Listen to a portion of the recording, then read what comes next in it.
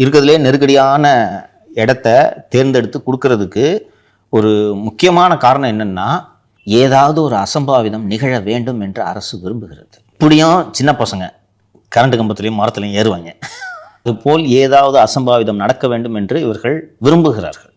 உங்களுக்கு அசம்பாவிதம் இல்லாமல் நன்றாக நடக்க வேண்டும் என்று நினைத்தால் ஒரு நிர்வாகம் என்ன செய்யும் என்றால், இருக்கிறதுல கொஞ்சம் ஓப்பன் ஸ்பேஸ் அதிகமாக இருக்கக்கூடிய இடம், ஓகேவா, குரூஷியல் ஜங்ஷன் இல்லாமல், அது பார்த்தீங்கன்னா விஜய் பொறுத்த வரைக்கும் மக்கள் அங்கே வந்துடுவாங்க, அவருக்கு ஒன்றும் சிக்கல் இல்லை.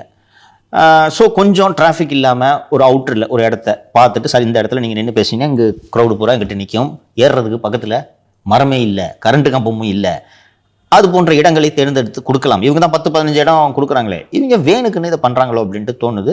இன்னொன்று சார், அதாவது ஏதாவது ஒரு அசம்பாவிதம் நடந்துருச்சுன்னு வைங்க, விஜய் அவர்கள் வந்து நீங்க கொடுத்த இடத்தினாலதே நம்ம மேல பழி சுமத்தினா, நீங்க கொடுத்த இடத்தினாலதே இப்படி ஆயிடுச்சு அப்படின்னு சொல்லிட்டு திசை திருப்பி விட்டாருன்னா இவர் முதலமைச்சர் ஆகிரும். எடுபடாது.